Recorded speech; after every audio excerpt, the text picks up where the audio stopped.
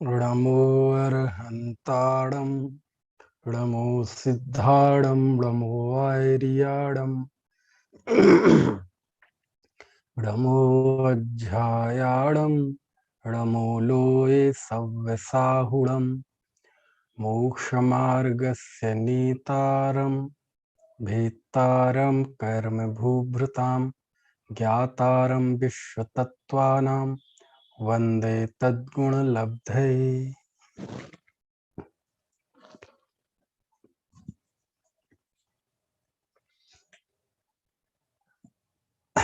तत्वार्थ सूत्र अध्याय 6 आश्रव का प्रकरण चल रहा है। आश्रव में भी आयु कर्म का आश्रव कैसे होता है, विभिन्न आयुओं का आश्रव कैसे होता है, इस पर हम बात कर रहे हैं। पिछले व्याख्यान में हमने माया तैर्यग योन्यस्स, ये जो 16वां सूत्र है, इसमें हमने जाना था कि जो माया है, मायाचार, उससे त्र्यंच योनि का आश्रय होता है, त्र्यंच आयु का आश्रय होता है। यानी ये पशु पक्षी आपको दिखाई देते हैं, ये कौन बनता है? ये पशु जो छल करता है, जो मायाचारी करता है ना। अब आगे हम देखते हैं, नरक आयु की बात हुई, त्र्यंच आयु की बात हुई। अब मनुष्य आयु, कोई जीव मनुष्य आयु क्यों होती है किसी के, तो उसके लिए 2 सूत्र लिखे, सूत्र 17वां और सूत्र 18वां। 17वां सूत्र है अल्पारंभ परिग्रहत्वम मानुषस्य, और 18वां है स्वभाव मार्दवम च। फिर से बोलता हूं सूत्र, अल्पारंभ परिग्रहत्वम मानुषस्य, और 18वां है स्वभाव मार्दवम च। क्या हुआ इन सूत्रों का सामान्य अर्थ? अल्पारंभ और अल्प परिग्रह है ना, अल्प आरंभ और अल्प परिग्रहपना, ये मनुष्य आयु का आश्रय कारण है। यानी इससे मनुष्य आयु का आश्रय होता है। ये नरक आयु का आश्रय जिससे होता है, इसका बिल्कुल इससे उल्टा है। नरक आयु में क्या था? बहु आरंभ बहु परिग्रहत्व, बहुत आरंभ और बहुत परिग्रह। और यहाँ है अल्प आरंभ और अल्प परिग्रह। और 18वां सूत्र स्वभाव मार्दवम चा, और जो स्वभाव की कोमलता है वह भी मनुष्य आयु के आश्रय का कारण है। ठीक है, तो अब हमें ये जानना पड़ेगा कि ये अल्प आरंभ और अल्प परिग्रह क्या है। तो आरंभ और परिग्रह के अर्थ में पहले ही बता चुका हूं, है ना। जिससे जीवों की विराधना होती हो, ऐसे जो घर गृहस्थी के कार्य हम करते हैं, वो कहलाते हैं आरंभ। ठीक है, और परिग्रह ममत्व परिणाम, रुपए पैसा धन जायदाद, इनके प्रति जो ममत्व का परिणाम है वो परिग्रह है। तो अल्प यानी क्या? तो अल्प से मतलब ये है, अल्प मतलब थोड़ा, थोड़ा आरंभ और थोड़ा परिग्रह। यानी आरंभ और परिग्रह से रहित अवस्था तो अभी नहीं है ये, क्योंकि आरंभ और परिग्रह से रहित अवस्था तो मुनि की होती है। क्योंकि हमने पढ़ रखा है ना, रत्नकर्ण श्राप का 4 में लिखा हुआ है ना, विषयासा वशातीतो निरारंभो परिग्रह ज्ञान ध्यान तपो रक्तः तपस्वी सा प्रशस्यते। कि जो विषय और आशा से रहित हैं, है ना, आरंभ और परिग्रह से रहित हैं। लिखा ना मुनि के लक्षण में, निरारंभो परिग्रह। निरारंभो यानी आरंभ से रहित, और निरारंभो परिग्रह, और परिग्रह से रहित। तो आरंभ और परिग्रह इनसे रहित तो मुनि होते हैं। ठीक है, लेकिन यहाँ ना तो बहुत आरंभ और ना बहुत परिग्रह लिखा, और ना परिग्रह और आरंभ से रहित लिखा, बल्कि क्या लिखा? अल्प आरंभ और अल्प परिग्रह। अब प्रश्न ये खड़ा होता है कि अल्प मतलब कितना? क्योंकि अल्प का कोई वो तो होगा कि अल्प यानी कितना, है ना। तो अल्प से मतलब ये है कि अपने लिए जो चीज काम में आती है, ठीक है, तो उसमें से भी थोड़ा कम ग्रहण करना और सोचना भैया सबके लिए रहने दो, है ना, ज्यादा मतलब लालच नहीं रखना चाहिए, है ना। मान लीजिए हम नहा रहे हैं, तो अब आराम से आधी बाल्टी से नहाया जा सकता है, ठीक है। तो अब ये नहीं कि लगे हैं नहाने, शावर चल रहा है, कई कई कई सैकड़ों लीटर पानी बह रहे हैं, नहीं नहीं, वो तो बहु आरंभ हो गया। तो क्या करना, बोले थोड़े से नहा लो, बाकी सबको रहने दो, ज्यादा बहाने से क्या फायदा है। तो इसका नाम है अल्पारंभ, है ना। बहुत सारी चीजें होती हैं जो आपके घर गृहस्थी के काम में, पानी है, आटा है, सब्जियां हैं, है ना। तो बोले क्या करना, बोले घर में साफ सफाई करनी है, ये करनी है। तो बोले ऐसा है ना, अब कोई आदमी लगाएंगे तो वो तो जीवों को देखेगा नहीं, वो तो जीवों की दया पालेगा नहीं, है ना। वो तो लाएगा सीधे साफ कर देगा सब, चलो अपन करते हैं ताकि कम से कम हिंसा हो। तो अल्प मतलब थोड़ी, अल्प मतलब कम, यानी कम से कम जितने में कोई भी जीव की विराधना से काम चलता है तो उतने में काम करना, यानी बहुत बड़े पैमाने पर तो नहीं, लेकिन जितनी अपने लेवल पर हो सकती है, जितने अपने हिस्से में हो सकती है, उतनी हिंसा का कार्य कम करना। समझ में आए ना। तो ये कहलाता है अल्प आरंभ करना, क्योंकि सुबह उठने से लेके रात्रि सोने तक सारे आरंभ के कार्य शुरू होते हैं। घर में सुबह उठेंगे, झाड़ू पोंछा होता है, ये आरंभ का कार्य है। उठते ही महिलाएं किचन में चली जाती हैं, भोजन बनाती हैं, नाश्ता बनाती हैं, पानी करती हैं, ये सब आहार का कार्य है, मतलब आरंभ का कार्य है ना। झाड़ू पोंछा सब आहार का कार्य है, आरंभ का कार्य है। सब्जी भाजी निवारना सब आरंभ का कार्य है, कपड़े धोना सब आरंभ का कार्य है, ठीक है ना। कोई भी चीज, पंखा चलाना आरंभ का कार्य है, गैस जलाना आरंभ का कार्य है। तो आपकी चार दीवारी के अंदर जो जो भी कार्य करते हैं वो सब आरंभी हिंसा के अंतर्गत आते हैं। तो वो करने की दो तरीके हैं, एक तो इसमें जीव दया का विचार नहीं करना, कैसे भी करना, और दूसरा जीव दया का विचार करना। तो जीव दया का विचार जब करेंगे तो आपके इस आरंभी हिंसा में अपने आप कमी आएगी। समझ में आया ना। यदि जीव को पता होगा कि स्थावर और त्रस्त जीवी राशि बहुत होती है, तो वो मान लीजिए पंखा चला रहा है, पंखे के बिना नहीं चलता, तो चलो दूसरे कमरे में जा रहा है तो पंखा बंद कर देगा।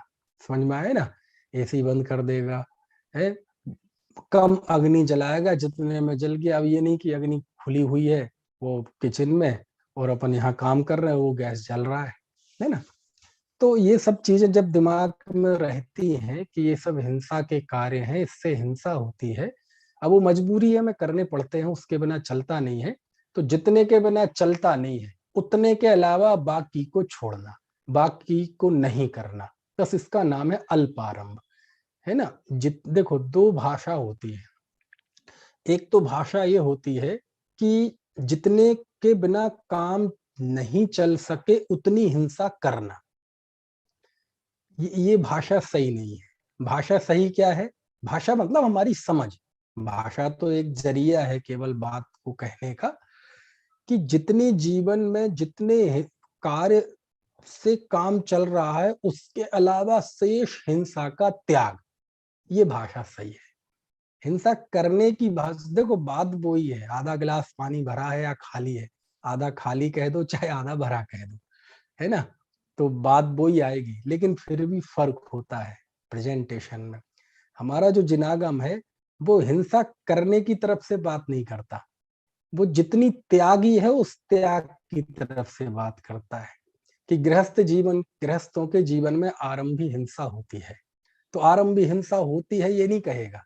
जिनागम ये कहता है कि, है ना, जो अनाप शनाप हिंसा का उसके त्याग होता है, त्याग की तरफ से बात कही जाएगी। करने के लिए क्या बात करना, जैसे कोई भी बुरी चीज नहीं सिखाई जाती, सिखाई तो अच्छी चीज जाती है, बुरी चीजें तो सब अपने आप डेवलप कर लेते हैं। समझ में आए ना। कोई हमें कोई बुरा भला कहे तो किसी को ये नहीं सिखाया जाएगा कि कोई बुरा भला कहे तो तुम खूब गुस्सा करो, ये करो, वो तो वो अपने आप सीखता है, उसके लिए कोई उपदेश की जरूरत नहीं है। सिखाया तो ये जाता है कि ऐसी परिस्थिति बने तो तुम शांत कैसे रहो, है ना। ऐसे ही जिन्नागम ये नहीं कहता कि तुम सम्यक दृष्टि ज्ञानी धर्मात्मा भी जो घर गृहस्थी के कार्य में जिसको छोड़ा ना जा सके वैसी उतनी हिंसा वो करता है, नहीं करने वाली बात नहीं है ना। बल्कि इसी बात को वो इस तरह से कहता है कि जितनी जरूरी हिंसा है उसके अलावा शेष हिंसा का त्यागी होता है। दोनों में फर्क समझ में आया। त्याग वाली बात में उसका विवेक दिखाई देता है, त्याग वाली बात कहने से उसके जो विवेक का पहलू है, उसके अंदर जो जीव दया और करुणा का भाव है वो व्यक्त होता है, ठीक है ना। चलिए, तो अल्प आरंभ और अल्प परिग्रह यानी कम आरंभ करना, कम जीवों की हिंसा से बचना। देखो मैं ये नहीं कहूंगा कि कम हिंसा करना हिंसा करना नहीं, जीवों की हिंसा से जितना हो सके बचना, उसको बोलते हैं अल्प आरंभ, थोड़ा आरंभ, ठीक है। ऐसे कितने लोग कहते हैं ना व्यर्थ। देखो हमारे क्या होता है, दो चीजें, कुछ चीजें ऐसी होती है हिंसा और परिग्रह कि वो व्यर्थ में होती है ना। जैसे अभी पंखे की बात आई, अब वो व्यर्थ में हिंसा होती है, ऐसी परिग्रह में होता है ना। मान लीजिए दूसरा लिखा अल्प परिग्रह, अल्प परिग्रह मतलब जितने में काम चल रहा है उसके अलावा शेष परिग्रह, है ना, ममत्व भाव का त्याग करना, वो कहलाता है अल्प परिग्रह, थोड़ा परिग्रह। बहुत सारी हिंसा और बहुत सारे परिग्रह ऐसे होते हैं कि हमें पता नहीं चलते, समझ में आया, और वो होते जाते हैं। देखो जैसे आपको बताएं, अभी दीपावली का समय है और दीपावली के समय में ये बात थोड़ी प्रासंगिक हो जाती है। आपने देखा होगा हमारे घरों में बहुत सारा कचरा, कूड़ा करकट, पुरानी चीजें, बेकार की चीजें, कपड़े, है ना, बिस्तर, बर्तन, लकड़ी की चीजें ऐसी पड़ी रहती हैं जिसका हमारा कोई यूज नहीं होता, जो हमारे कभी काम में नहीं आती लेकिन वो पड़ी रहती है। तो हमारे मन में क्या रहता है कि पता नहीं किस समय काम में आ जाए, कैसे काम में आ जाए। लेकिन आपको पता है ये सब बहुत पापाश्रव का कारण बनती है। कैसे पापाश्रव का कारण बनती है? क्योंकि आपको पता है इन सब चीजों से हमारा पुण्य खर्च होता है। क्योंकि कोई भी चीज आपके घर में है तो वो बिना पुण्य के नहीं है, वो आपका पुण्य खर्च करती है।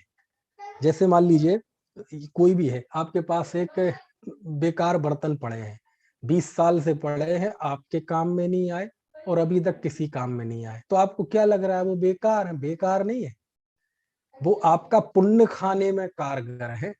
पुण्य खाने में कारगर है मतलब देखो आजकल मोबाइल का जमाना है, स्मार्टफोन का, तो आप बेहतर समझ पाएंगे एक दृष्टांत। आपके मोबाइल में बहुत सारे ऐप होते हैं, बहुत सारे ऐप होते हैं। आप एक समय में एक आध ही ऐप चलाते हैं, लेकिन यदि बाकी ऐप बंद नहीं करते हैं तो वो आप उनका यूज नहीं कर रहे, आप उस ऐप का कोई काम नहीं कर रहे, लेकिन वो डाटा खर्च होता रहता है उसमें। वो डाटा खाती रहती है, ऐप खाती रहती कि नहीं? प्रशांत समझ में आ रहा हो कि वो बिजली जो भी खाते हैं, एप्स हैं वो डाटा है? पावर भी खाते हैं, क्या पावर, कह रहे? बाबर मतलब? बैटरी। हाँ, बैटरी तो खाते हैं, बैटरी भी खाते हैं। आजकल बैटरी खाने की चिंता नहीं रहती लोगों को, डाटा खाने की रहती है। चलो बैटरी भी सही, डाटा भी सही, है ना।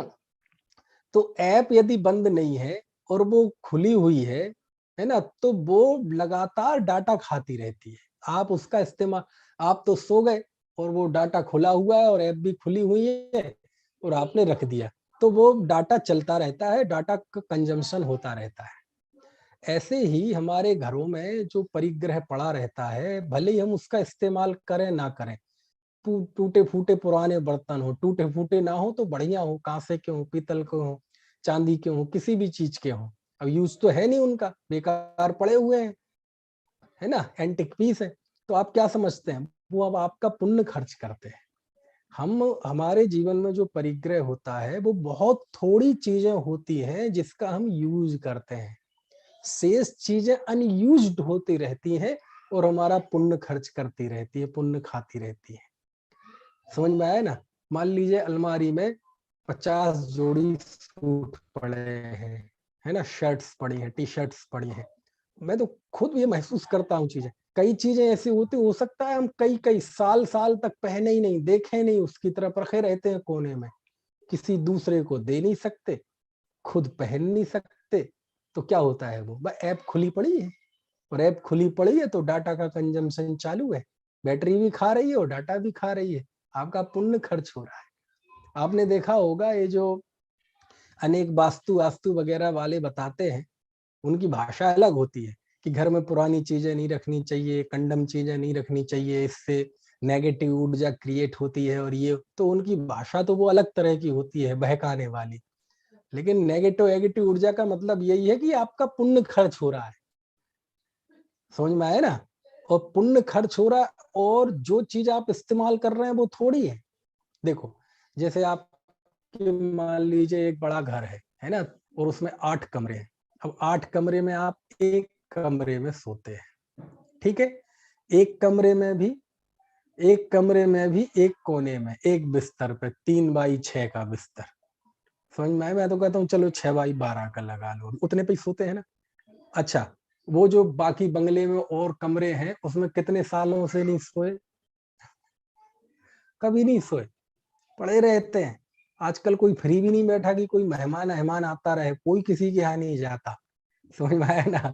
घर परिवार ही वाले, कोई बेटी बेटी दामाद आ जाए, कोई बाहर बेटा है वो 2-4 दिन में आ जाए, मई साल में 2-4 दिन को आ जाए चला जाए, ना कोई आता है ना जाका आता है। और घर परिवार के अलावा दूसरे को कोई चाहता भी नहीं कि हमारे यहाँ आए, समझ में आए ना। तो क्या होता है, वो हमारे यहाँ एक बहुत डॉक्टर साहब थे, तो उनने 4 मंजिल बिल्डिंग बनाई, उसमें 12, 13, 15 कमरे, बहुत कई साल लगा दिए उन्होंने बनाने में। और बनने के उद्घाटन के पहले उनको लकवा मार गया और वो ऊपर नहीं जा पाए, ऊपर बिल्डिंग में, समझ में आए ना। तो सबसे नीचे के माले पे सीढ़ी के नीचे उनका बिस्तर पड़ा रहा, लकवा पड़ा रहा कई साल तक। तो बोले देखो यही होता है, पूरी जिंदगी की कमाई लगा दी, 6-8 साल कई साल लगे उसको बनवाने में, और वो ऊपर नहीं चढ़ पाए, लिफ्ट लग नहीं पाई, ऊपर चढ़ नहीं पाए, और वो वहीं पड़े पड़े मर गए।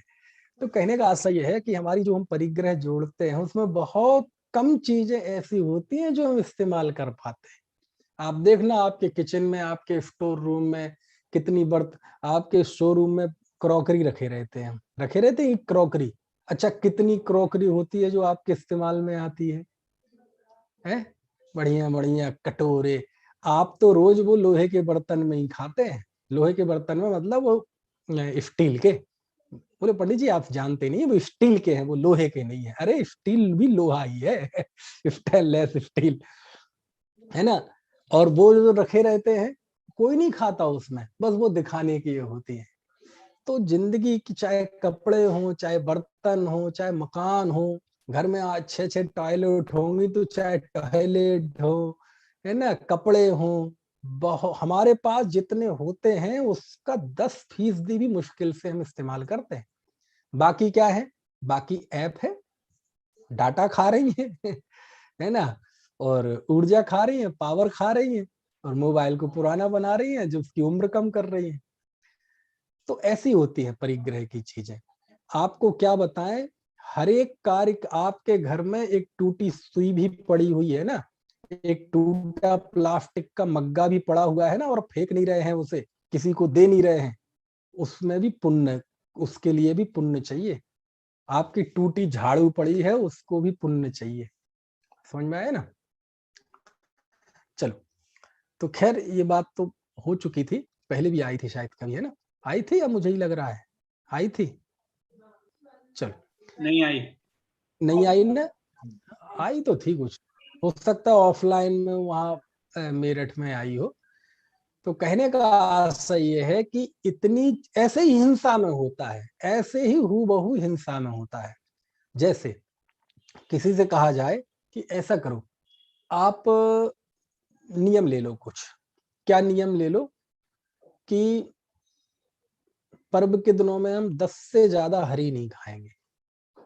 हंसेंगे लोग, हंसेंगे, 10 हरी का कौन खाता है 10, लेकिन फिर भी नियम लेने के लिए तैयार। समझ क्यों नहीं लेता? यदि मौका आ गया तो वो मन में वासना पड़ेगी ना, कभी नहीं खाएगा 10, लेकिन बाकी का पाप वो निरंतर चलता रहता है। क्यों? क्योंकि हिंसा में प्रमाद परिणति मूल रहती है और बाकी में अभिलाषा परिणति मूल रहती है, तो वो चलती रहती है ना। इसलिए अल्प अरे आलम्ब और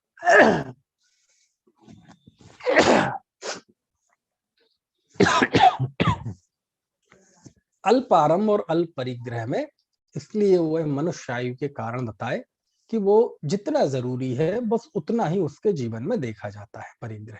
शेष परिग्रह का या तो वो परिमाण लेता है या फिर वो ठीक है। चलिए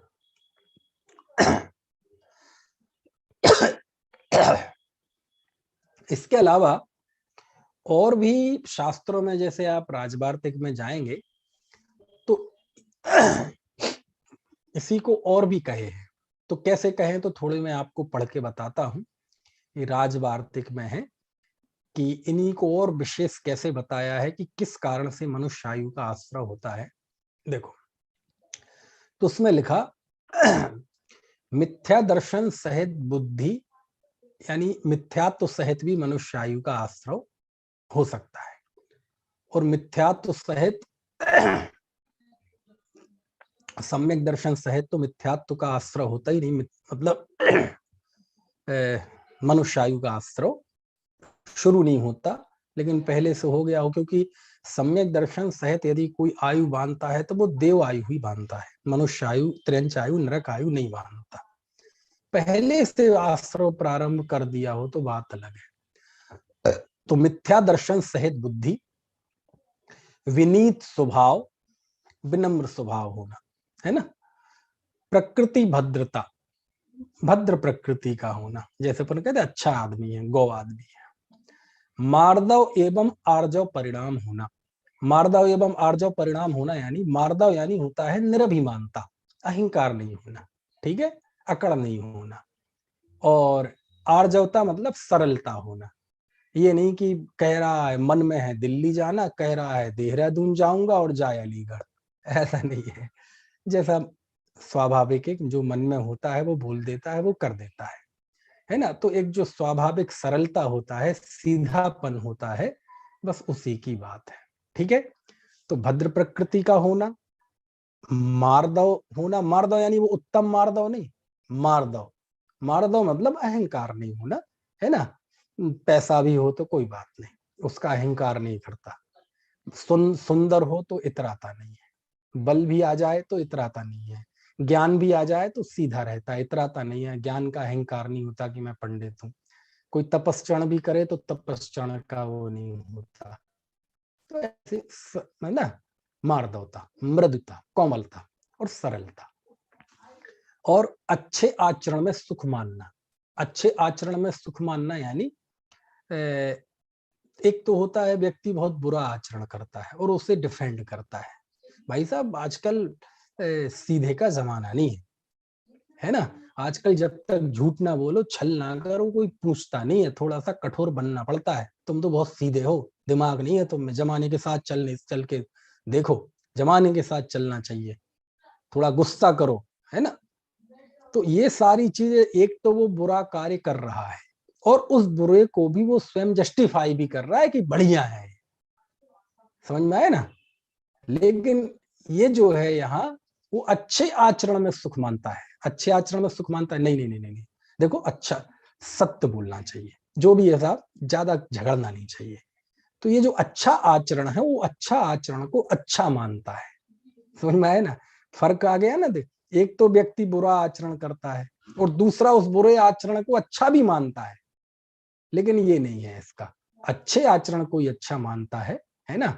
बुरे आचरण को वो जस्टिफाई नहीं करता। कदाचित उसका भी कोई बुरा आचरण हो जाए तो उस बुरे आचरण को वो बुरा ठहराता है, अच्छा नहीं मानता।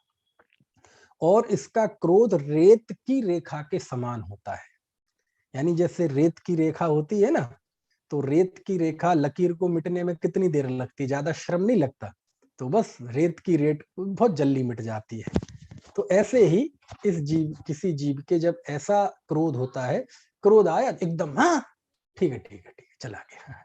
आपने देखा होगा ना, कई लोग एकदम झुंझलाहट प्रकृति के होते, बहुत तेज गुस्सा आएगा लेकिन एकदम चला जाएगा, एकदम चला जाएगा, 1 मिनट बाद पता नहीं चलेगा कि बिल्कुल गुस्सा कहाँ था।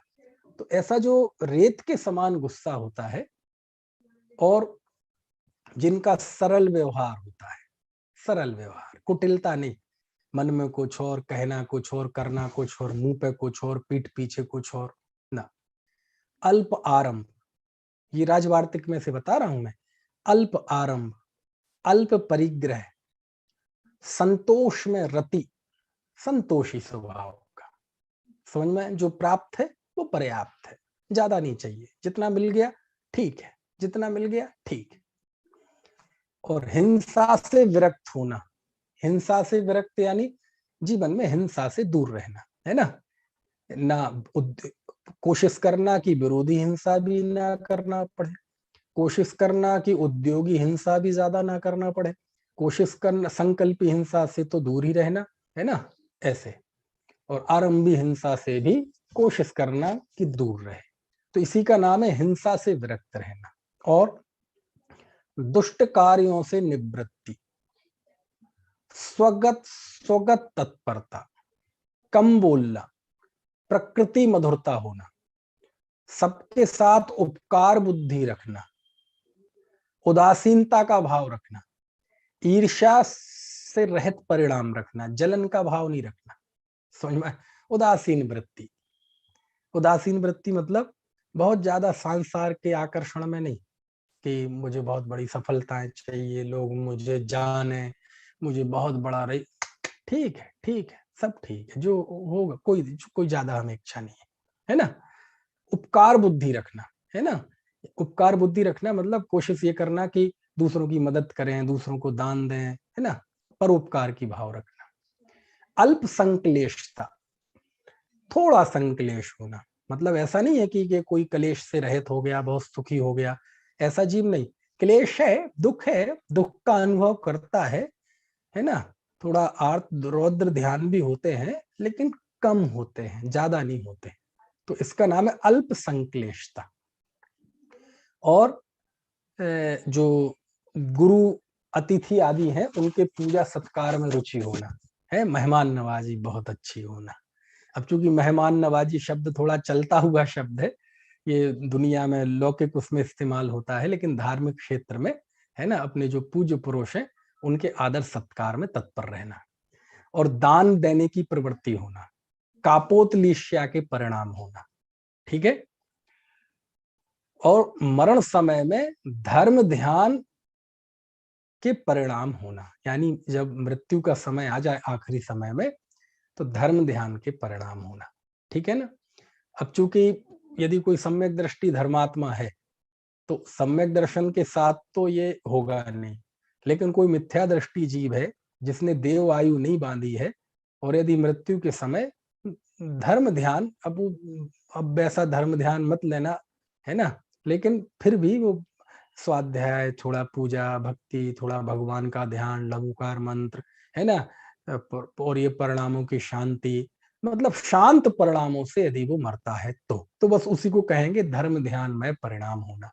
क्योंकि रौद्र ध्यान तो नरक वाला था, आर्त ध्यान में त्रेंच था, शुक्ल ध्यान वाले को कोई, है ना, वो तो तो यहाँ धर्म ध्यान के परिणाम, ठीक है। तो धर्म ध्यान यानी, धर्म ध्यान मतलब बारह भावनाओं का विचार कर रहा हो, शरीर की नश्वरता का विचार कर रहा हो, 6 द्रव्यों का विचार कर रहा हो, 2 द्रव्यों की स्वतंत्रता का विचार कर रहा हो, ऐसा जो धर्म ध्यान में यदि परिणाम है तो उस जीव के मनुष्य आयु का आश्रय होता है, ठीक है। और आपको तो पता ही है कि व्यक्ति जहां जिस आयु में जाने वाला होता है उसके वैसे ही उसके परिणाम होने लगते हैं। कैसे परिणाम होने लगते हैं? मान लो आप नरक में जाना हो तो उसके नरक जैसे भाव होने लगते हैं, समझ में। आपको यदि त्रेंच गति में जाना हो तो त्रेंचो जैसे भाव होने लगते हैं, है ना। कई लोग होते हैं, आपने देखा होगा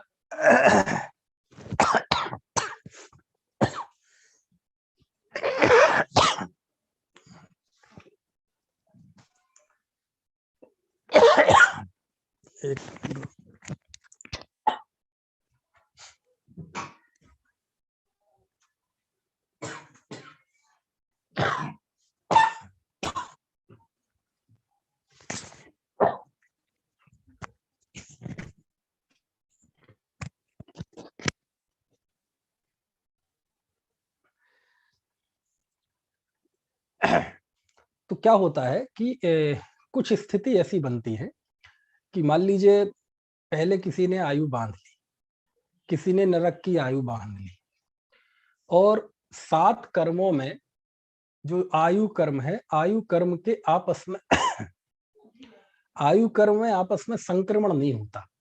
संक्रमण मतलब कन्वर्जन, बदलाव नहीं होता कि आपने मनुष्य आयु का बंद किया तो अब वो बदल के त्रेंच हो जाएगी, या त्रेंच बदल के देव हो जाएगी, अथवा देव बदल के नरक हो जाएगी। ऐसा नहीं होता है, कतई नहीं होता है ना। जो आयु आपने बांध ली वो ही रहेगी। अब मान लीजिए किसी ने नरक आयु बांध ली, ठीक है। अब नरक आयु बांध ली तो अब नरक आयु गति और वो उसका कर्म का आश्रय होता है उसके, तो उसके वैसे ही भाव होते हैं। समझ में है ना, क्योंकि उसी ने ही बांधी है, और जब बांधी है तो उस जाति के उसकी लेशाएं थी, परिणाम थे, तो उसी अनुसार उसके परिणाम चलते हैं। तो मालूम, जिसने नरक आयु बांध ली होगी, पहले उसको तो मालूम ना तो उसे त्याग का भाव आएगा, ना कोई व्रत के भाव आएंगे, है ना, ना नियम लेने का भाव आएगा। तो उसे कोई भी व्रत आदि के भाव आ ही नहीं सकते, विरक्ति के भाव आ ही नहीं सकते। क्यों? क्योंकि उसने नरक आयु बांध ली है। ऐसा लिखा, कहाँ लिखा? सिद्धांत में तो है ही, लेकिन आपको मैं सरल सा दृष्टांत देता हूं। जब राजा श्रेणिक थे, तो राजा श्रेणिक ने बहुत प्रश्न पूछे। किससे? गौतम स्वामी से। और गौतम स्वामी ने उनके सबके जवाब दिए। और राजा श्रेणिक तो प्रधान, मतलब श्रावकों के बड़े नेतृत्व करने वाले थे उस समोषण में, सबसे आगे बैठने वाले राजा श्रेणिक भगवान महावीर के समोषण में। और राजा श्रेणिक की रिश्तेदारी भी थी भगवान महावीर से। समझ में आया ना। तो राजा श्रेणिक ने बहुत वार्तालाप हुआ उनका गौतम स्वामी से, गणधर देव से हजारों प्रश्न पूछे। और हमारा जो पूरा प्रथमान योग है, वो पूरा प्रथमान योग इसी थीम पर है कि श्रेणिक महाराज प्रश्न पूछते हैं और गौतम स्वामी जवाब देते हैं। बस इसी वार्तालाप में पूरा पुराण है हमारे। देख लेना आप, आदि पुराण, उत्तर पुराण, सब पुराण देख लेना। तो उत्तर पुराण में प्रश्न आया, गुणभद्राचार्य द्वारा रचित है उत्तर पुराण। तो उसमें उन्होंने प्रश्न किया गौतम स्वामी से राजा श्रेणिक ने कि हे महाराज, एक बात बताओ कि हम भगवान महावीर का उपदेश सुनते हैं, आपसे साक्षात प्रश्न करके जवाब लेते हैं, इतना हमारा पुण्य का उदय और सब करते हैं, लेकिन हमें त्याग के भाव नहीं होते, हमें व्रत के परिणाम नहीं होते, व्रत लेने के भाव नहीं आते, विरक्ति के भाव नहीं आते, वैराग्य नहीं आता। ऐसा क्यों? ऐसा प्रश्न पूछा। किसने? श्रेणिक महाराज ने। किससे पूछा? गौतम स्वामी से। कौन से शास्त्र की बात बता रहा हूं मैं? उत्तर पुराण। कौन से शास्त्र, किन के द्वारा लिखित? आचार्य गुणभद्रा के द्वारा लिखित। कौन से भगवान के चरित्र के प्रकरण में? भगवान महावीर के चरित्र के प्रकरण में, क्योंकि उसी समय में हुए राजा श्रेणिक। तो राजा श्रेणिक ने प्रश्न पूछा कि हे आचार्य देव, हे गणधर महाराज, मुझे विरक्ति के भाव क्यों नहीं आते? सामने तीर्थंकर विराजमान है, कितने सालों से मैं इनका प्रवचन सुन रहा हूं, आपके प्रवचन सुनता हूं, मतलब आपसे समाधान लेता हूं, आपका संबोधन प्राप्त करता हूं, लेकिन मुझे विरक्ति के भाव क्यों नहीं आते? तो वहां जवाब दिया, और वो सिद्धांत है, वहां तो जवाब दिया वो सिद्धांत के आधार पर ही दिया कि देखो भैया, जिस जीव ने नरक आयु का आश्रय कर लिया हो ना, उसे व्रत आदि के त्याग नियम के भाव आ ही नहीं सकते। और ये केवल नरक आयु का नहीं, जिसने भी व्यक्ति ने भी देव आयु छोड़कर, देव आयु छोड़ दो, केवल मनुष्य, त्रेंच और नरक, तीनों में से कोई भी आयु का बंद कर लिया हो, उस जीव को व्रत आदि के भाव नहीं आते, आ ही नहीं सकते उसको। क्यों? क्योंकि यदि आयु का बंद कर लिया है तो उसके पूरे जीवन भर का जो लेश्या का परिणाम है, मध्यम भाव है, वो सुनिश्चित हो गया, तभी तो आयु बंधी। और उस भाव के अनुसार, है ना, अब वो समझ लो, उसने मान लीजिए नरक आयु बांध ली, त्रंच आयु बांध ली, मनुष्य आयु बांध ली, तो अब जीव को व्रत आदि के परिणाम नहीं आएंगे, सुनिश्चित है। समझ में आया ना? तो आप देख लो, और इसके बाद जिसने नरक और बांध ली हो तो उसको अलग तरह के भाव आएंगे, त्रेंच बांध ली हो तो उसको अलग तरह के भाव आएंगे, देवायु बांध ली हो तो उसको ऐसे ही भाव आएंगे। समझ में? किसी ने देवायु बांध ली हो ना, तो उसको ऐसे ही भाव आएंगे। मान लीजिए नौकरी वाला होगा, जल्दी छुट्टी हो, मुझे तो सोनागिर जाना है।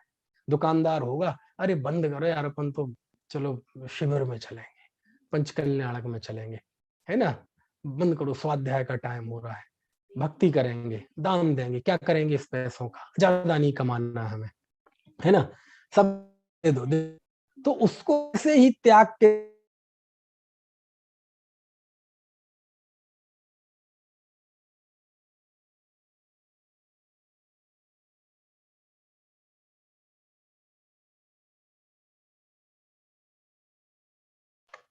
आवाज नहीं आ रही।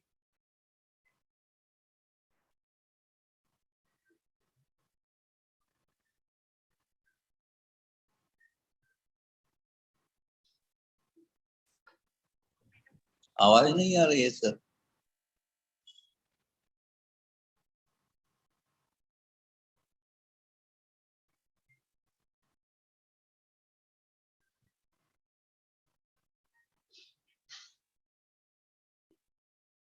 नहीं।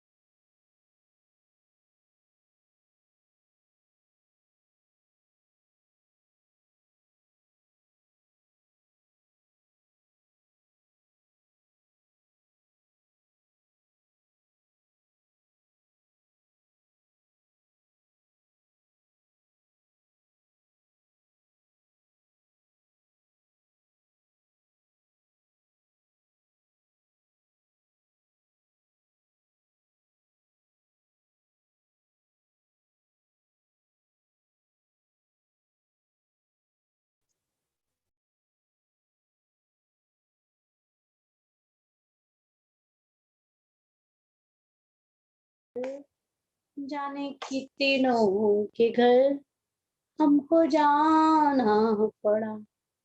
इस जहां में कई घर बनाए तूने, रिश्तेदारी सभी से निभाई तूने।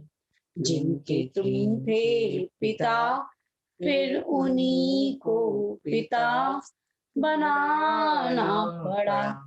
भूल के अपना घर, जाने कितनों के घर तुमको जाना पड़ा। जो थी माता तेरी वो ही पत्नी बनी, फिर पत्नी से फिर तेरी भगिनी बनी। रिश्ते बनते रहे, हम बिछड़ते रहे, ना ठिकाना मिला। भूल गए अपना घर, जाने कितनों के घर हमको जाना पड़ा। बन के थलचर तू सब लोग में खाया गया, बन के नभचर तू जालो फसाया गया। नरक पशुओं के गम देख कर ये सितम, तुझको रोना पड़ा। भूल के अपना घर, जाने कितनों के घर तुझको जाना पड़ा। इस जहां की तो वधुएं अनेकों बरी, मुक्ति रानी नभ तक तेरे मन बसी। जिसने उसको वरा इस जहां की धरा, पे न आना पड़ा। भूल गए अपना घर, जाने कितनों के घर तुझको जाना पड़ा।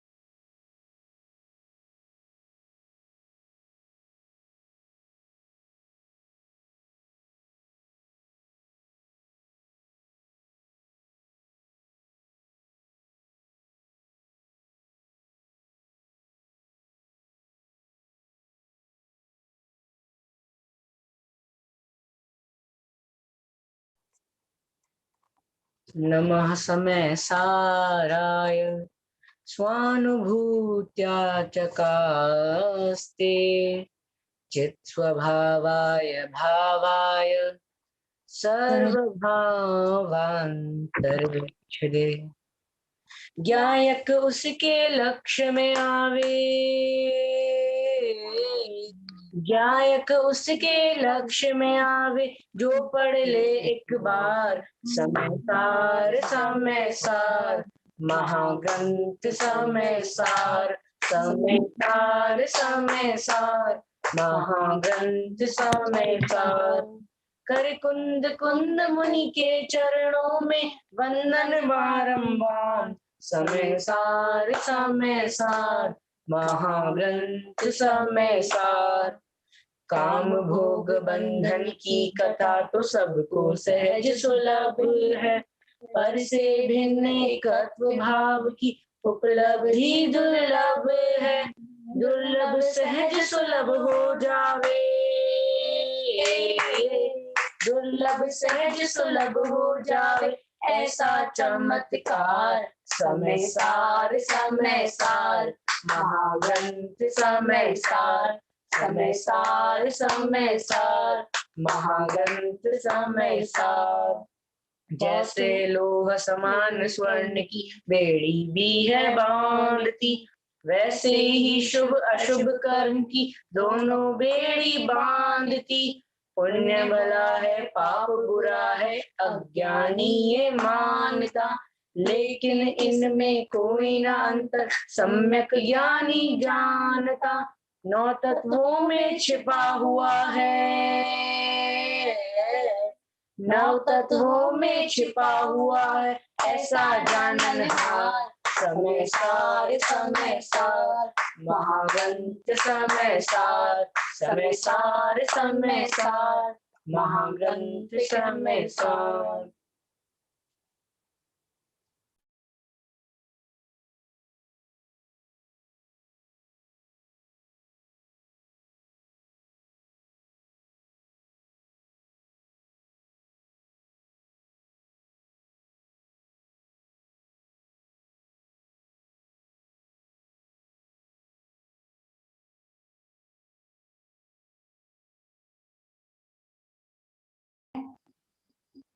देखिए उन्हें करे की टाइम हो रहा था पहला नहीं मैंने चलो पापा को बुला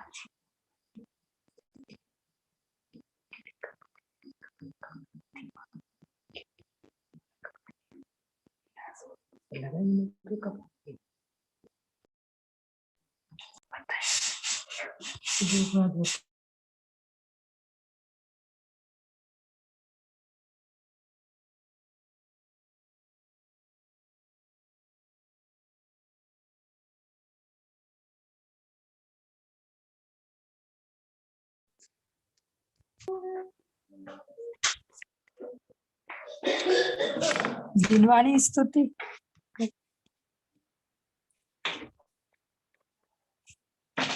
जावानी के ज्ञान ते सींचे न कालो, सोबानी मस्त नमो सदा दे तुम लो।